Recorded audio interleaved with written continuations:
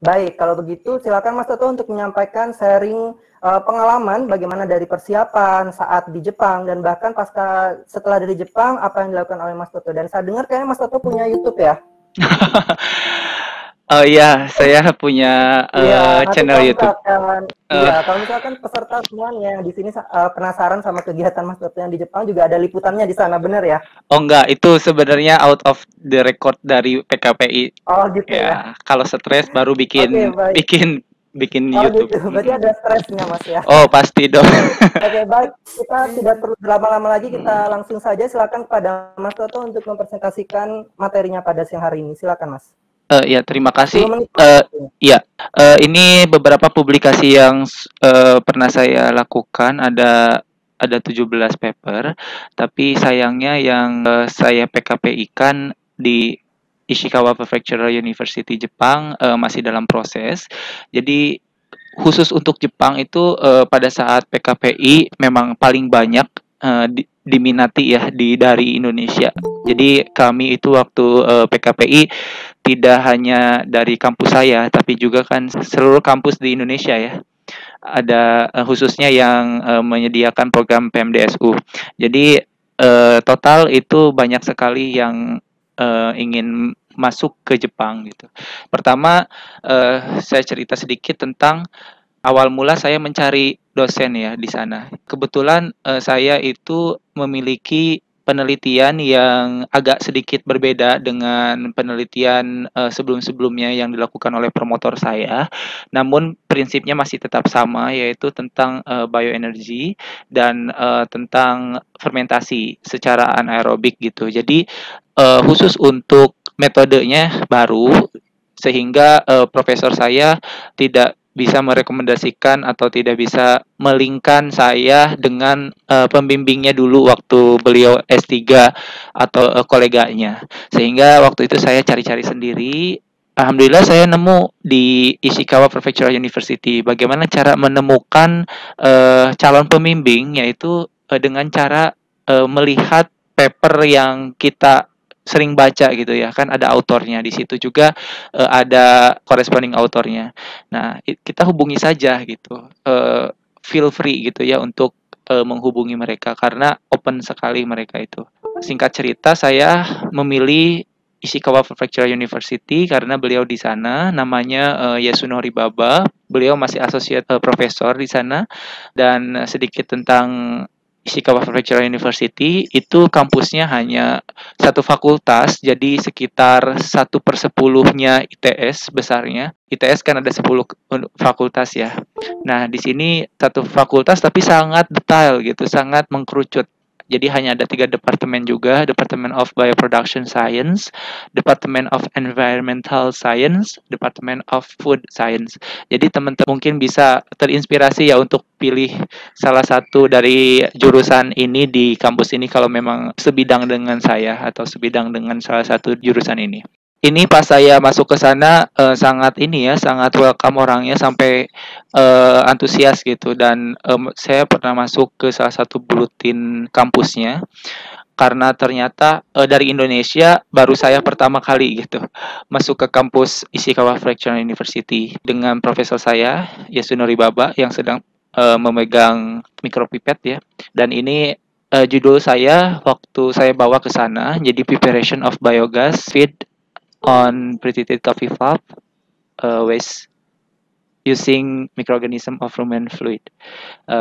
Nah, di sini yang saya kerjakan di sana adalah material characterization and determination of anti-nutritional factor and microbial community of rumen fluid ya. Jadi itu yang saya analisa. Jadi ada apa aja sih mikroorganisme yang ada di dalam sana. Walaupun saya dari backgroundnya teknik kimia, tapi di sana penelitiannya lebih ke proses ekstraksi DNA, sequencing, sampai sequencingnya pakai MISEC teknologi ya. Jadi sequencingnya itu next next generation sequencing yang belum ada di Indonesia. Jadi teman-teman bisa ini juga bisa jadi salah satu tips ya untuk meyakinkan nanti pas saat reviewer seleksi bahwa kita itu perlu ke sana gitu karena di Indonesia belum ada gitu alatnya.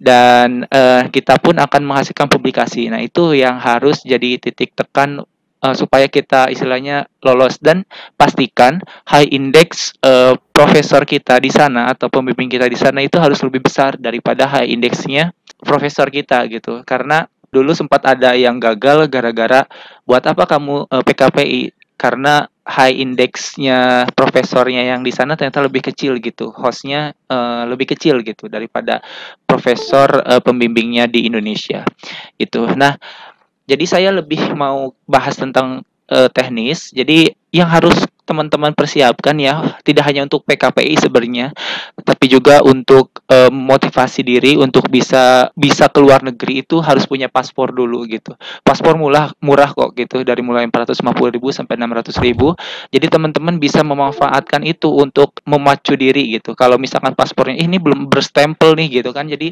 bisa bisa punya target tahun depan ini harus minimal punya satu stempel ya, minimal ke Malaysia lah atau ke Singapura tetangga kita gitu kan.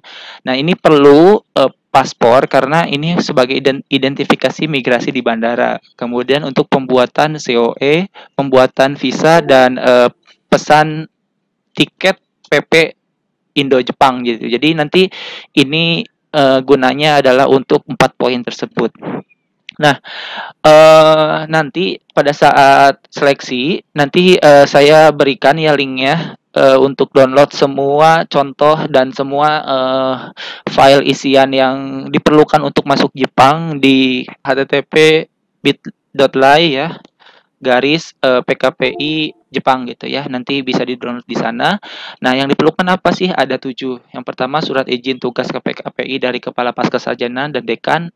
Untuk yang nomor 1, nomor 2 itu sudah disampaikan tadi Mbak Silvana. Kemudian untuk yang 3 format untuk riwayat hidup itu formatnya bebas. Kemudian untuk fotokopi KTP ya itu pasti semua orang punya. Kemudian formulir permohonan garansi letter. Nah, ini untuk dimintakan ke Indonesia gitu, karena kita ke sana itu kan khususnya Jepang itu harus punya garansi letter dan harus punya certification of eligibility. Jadi harus punya sertifikat kelayakan untuk masuk Jepang. Kelayakannya itu dari segi apa nanti kita bahas. Nah, kemudian formulir rencana keberangkatan dan formulir rencana kepulangan.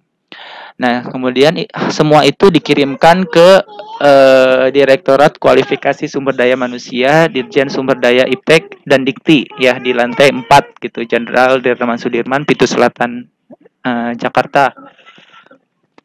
Kemudian ini salah satu contoh dari garansi letter yang diberikan oleh Dikti. Ini adalah nanti ada tulisan berapa living allowance yang akan diberikan untuk masuk Jepang. Sekedar bocoran, Jepang itu adalah negara yang biaya hidupnya tinggi ya, dan juga biaya PKPI-nya juga paling tinggi sih dari beberapa list kampus atau list negara yang diberikan oleh Dikti gitu. Kemudian kita diberikan juga book allowance dan sifatnya semi annual, kemudian benz fee, kemudian health insurance dan international airfare ya. Nah, dan ini adalah Spesietnek atau surat keterangan perjalanan dinas dari Kementerian Sekretaris Negara Republik Indonesia. Jadi kita nanti akan diberikan surat ini, dan ini juga sebagai surat pertama ya dari Menteri Keuangan bahwa kita itu ke sana dibiayai oleh negara dan diperbolehkan menggunakan uang negara gitu. Nah, ini tampilannya seperti ini. Ya, Mas? Kita punya waktu 1 menit lagi. 1 menit lagi ya. Oke, dan ini adalah certification of eligibility. Ini sangat penting untuk pembuatan visa dan Japan resident card. Ini sangat penting ya. Kalau ini tidak ada, teman-teman tidak bisa pergi ke Jepang. Nah, ini harus segera dipersiapkan oleh teman-teman dari jauh-jauh hari. Kalau misalkan sudah punya, ini harus, kalau saya dulu mepet ya, sekitar 1 bulan sebelum keberangkatan gitu. Itu mepet sekali karena ini prosesnya agak lama. Certification of eligibility kita buat aplikasi dulu, isi aplikasi, kemudian dikirim ke profesor kita di sana. Profesor kita memproses ke dubesnya di sana, ke imigrasi, kemudian dapatlah surat dari imigrasi sekitar 2 minggu. Dari sana dikirimkan oleh profesor kita ke Indonesia, baru kita terima itu sekitar 3 minggu setelah proses gitu. Nah setelah itu barulah kita bikin visa. Visanya pun lama. Nah ini prosesnya ya untuk pembuatan certificate of eligibility-nya, nanti di file yang sudah saya share linknya ada. Nah setelah mendapatkan certificate of eligibility dan kita isi formulir visa application to enter Japan, plus dikombinasikan dengan paspor, KTP, dan foto 4x5x4,5, itu harus benar-benar presisi ya, karena orang Jepang itu benar-benar teliti. Nah setelah itu paspor dan semua kebutuhan ini dibawa ke Konsulat Jenderal of Japan. Nah konsulat ini juga dibeda-bedakan ya. Yang di Jakarta itu untuk wilayah kerja Jakarta, Banten, Jawa Barat. Untuk Makassar itu untuk daerah Sulawesi, Gorontalo, Sulawesi Tengah, dan sebagainya. Nah kebetulan saya pakai yang di Surabaya, karena yang Surabaya itu bisa mengakomodir untuk Jawa Timur, Kalimantan Timur, Kalimantan Utara, dan Kalimantan Selatan. Waktu itu kan ITS di Jawa Timur ya, sampai sekarang sih masih di Jawa Timur. Kemudian setelah dapat SPSetnek dan juga visa, barulah kita bisa dapat tiket gitu. Tiket itu visa itu untuk pembelian tiket gitu. Setelah dapat tiket, dapat jadwal penerbangan, ya kita bisa terbang ke sana. Sudah, itu aja mungkin dari saya. Mohon maaf ya cepat-cepat. Nanti bisa hubungi saya setelah ini. Ya sekian Mas dari saya. Baik, terima kasih Mas Toto atas sharing pengalamannya dalam melaksanakan program PKPI. Tadi saya lihat itu ada kegiatan lab ya, sepertinya sangat menarik ya Mas ya. Iya Mas. Ya baik, tapi itu disimpan buat nanti ya, buat sesi tanya jawab. Kita masuk dulu ke pembicara kita yang ketiga.